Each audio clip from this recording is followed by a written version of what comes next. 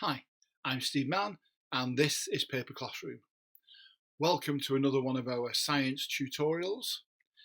In this particular tutorial I want to talk about one of my favourite topics, the architecture of the periodic table. In other words, why is the periodic table the shape that it is? This is a sort of bare bones version of the periodic table. Now the periodic table does frighten a lot of people. You see some tables and they're highly coloured and every little box is stuffed with information. Well, I want to strip all that away and I want you to understand the things about the rows of the periodic table, the columns and the various blocks that there are. I want you to be able to see them and identify them and understand them. And if you can do that, the periodic table will never frighten anyone again. It will be so simple, I promise you. And just before we start, a sort of light-hearted look at the periodic table. I always see the periodic table shape as a bit like an old-fashioned steam train. So there's the funnel of the steam train, and there's a little bit of smoke coming out. This is the boiler. This is where all the pipes are running through and all the steam is generated. This is the cab where the engine driver stands and stokes the boiler. There he is. And here at the bottom are the train lines that the train runs along. So that's just my little bit of fun, but I hope it helps you to identify the four blocks. We've got that dark blue block there, the pale blue block in the middle, this salmon pink coloured block there, and finally the sort of silver block at the bottom. So there are four distinct areas to the periodic table, and I want you to be able to identify them and to understand them and how they're different. Now in this video we're not going to talk about chemicals or chemistry at all. We're just going to talk about the structure of the table. So back to our sort of wireframe structure again. Essentially all these little squares are like little pigeonholes, and we just pop into each one an element and all the information about it. But it's laid out into such a way that you can see patterns and trends. So first of all, we notice that the periodic table has columns. So there's one column. We could have drawn that in any of these. Now, we don't talk about columns, we talk about groups. So any row of elements going down is a group, and we call it a group because everything in that group has something in common. All the reactions are the same. Every element in that particular group has very much the same reaction with other elements. The only difference is as you go down the group, the reactions become faster, more violent, more vigorous. But that's the only difference. Everything is the same. Now, as you might expect, we do pick out certain groups and give them special names because there's something important or different about them. So for example, in this first group, and by the way, you could group numbers 1, 2, 3, 4, 5, 6, all the way up to 18. That's the modern way of numbering the groups. In the olden days, this used to be 1A and 2A, and then we jumped over here for 3, 4, 5, 6, 7, 8A. And these here were 1B through to 10B. Anyway, that's an aside. This first group here, all the elements there are known as alkali metals. And the reason for that is, first of all, they're all metallic. And secondly, if you throw them in water, they will dissolve and form an alkali. So it's quite sensible to call them an alkali metal. In the group next to it, these are called alkaline earths. Earths because they're not metals. You take these materials, something like calcium, calcium's not a metal. If you take calcium, throw it in some water, it will form calcium hydroxide, which is an alkaline material. So everything in group 2 is a non-metal, but when you throw it in water, it dissolves to form a hydroxide. Hence, we call them hydroxides are alkaline. There we call them alkaline earths. If we swing over to towards the far side of the table now, everything in this group is called a halogen. Now, you've probably heard of halogens before. You hear of halogen bulbs. You probably know some halogens. Chlorine that we put in disinfectants and swimming pools. Iodine used to be used for medicinal purposes, tincture of iodine for putting on wounds. Fluorine. Dentistry believe that you should have fluorine in your water to give you stronger teeth. The word halogen's a bit odd, so I'm going to come to that in a moment. It doesn't really give you an explanation as to why those are halogens. And finally, the very last group, group 18, those are the inert gases. Why are they called inert gases? Well, first of all, they are all gases. And secondly, they don't want to react with anything. They're very, very happy as they are. You've got to put huge amounts of energy in to try and get any sort of reaction with them. And therefore they're inert or unreactive. Again, in the old days, we used to call them noble gases. So, 3 of those are obvious. Alkali metals is a metal that dissolves in water to form an alkali. Alkaline earths, it's a non-metal that reacts with water to form a hydroxide, which is alkaline. Inert gases, because they're gases and they do not want to react with anything else. So we just need a little explanation for halogens now. The word halogen has 2 parts to it, hal and gen. And hundreds of years ago, even thousands of years ago, when the Greeks were trying to understand what chemistry was and the nature of materials, they had the Greek word hal, which means a salt, and the Greek gen, which means producer. So everything in that group is a salt producer, because they discovered that if you reacted the element sodium with anything in that group, anything group 7, it formed a salt. If it reacted with fluorine, you'd have sodium fluoride. If it reacted with chlorine, you would have sodium chloride, which is common salt, etc. So sodium bromide, sodium iodide. So that's where the word halogen comes from. It's a salt producer. Anything there that reacts with sodium will form a salt. So now hopefully we understand where the word halogen comes from. What we're going to talk about now are the rows of the periodic table. Remember, the columns we call groups, the rows we call periods.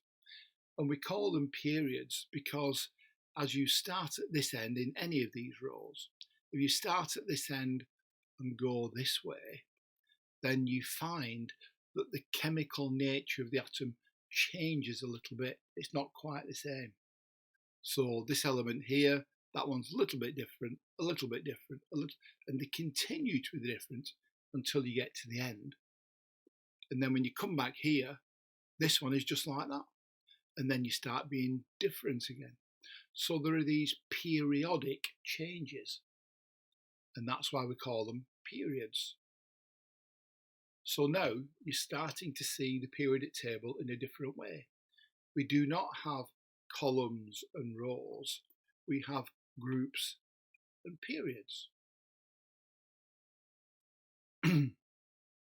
Now down at the bottom there, just as there are special columns, down at the bottom there, we also have special rows.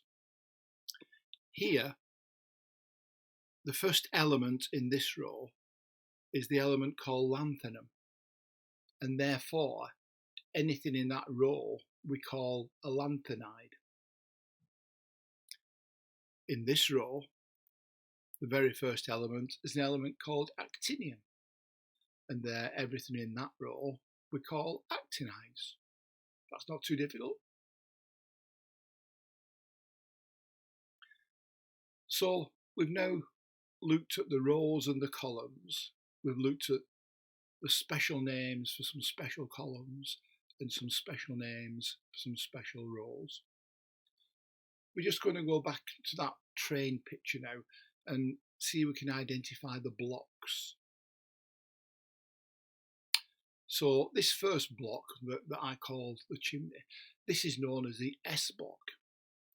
And this stems right back to the early investigators, people who were, the letters are really irrelevant today, but the early investigators of elements, when they were trying to characterize them, one of the things they used to do was to heat them up. And they used to look at the spectre of light that came from, or the spectrum of light that came from these things that were heated up.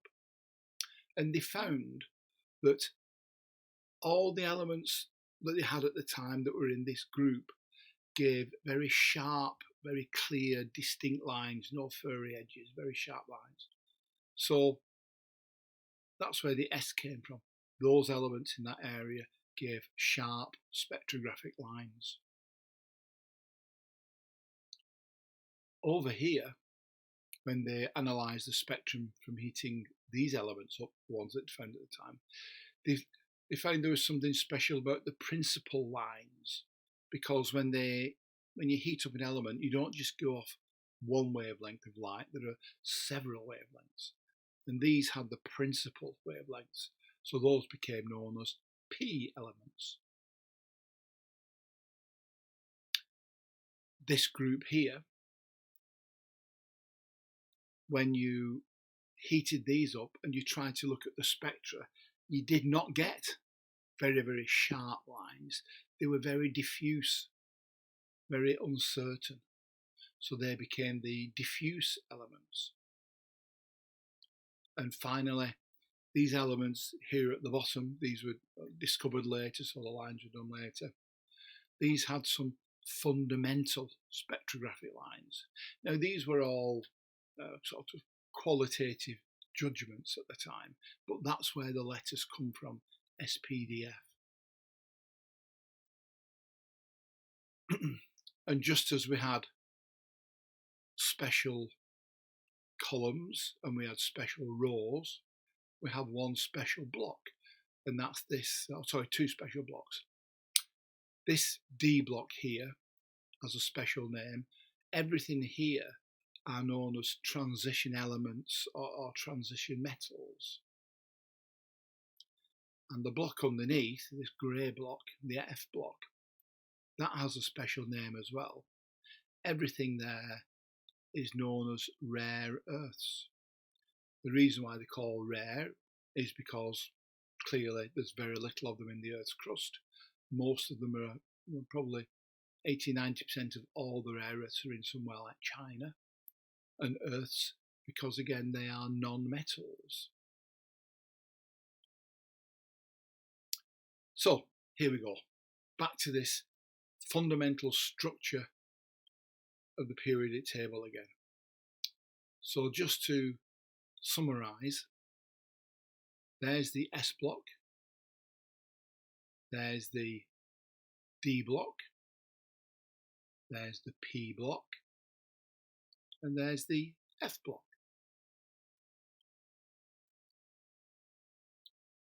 That block there is known as the transition elements, and the grey, silvery grey block at the bottom are known as the rare earths. The blue block on the left, the S block, contains alkali metals and alkaline earths. And the P block on the other side contains halogens and inert gases. And finally, the rare earths are composed of the lanthanide period and the actinide period. So that's all you really need to know about the architecture of the periodic table. So I hope that's a little clearer than it has been for you in the past. And just to finish off, This is really how a periodic table should look. But you see there's no railway lines, but there's this block here. So that's how we really should draw the periodic table. But it's so long, it doesn't conveniently fit on a page. And that's the only reason that we changed it. What we did is we took out that block there and we popped them down here and made a little note to say that this is where they are. So these give us our little train lines. So that's the only reason that the periodic table is the shape it is. Really, it should be here. But we'd have to have unusually long pages. So it's just there for convenience. So I hope that makes everything clear about the periodic table. Have a watch of the video again if you're uncertain about anything. Please send me any questions. I hope you've enjoyed this video. I've certainly enjoyed making it. Thank you for watching. Continue to enjoy my other videos. Continue to give me feedback. I very much appreciate all your comments. Thank you very much.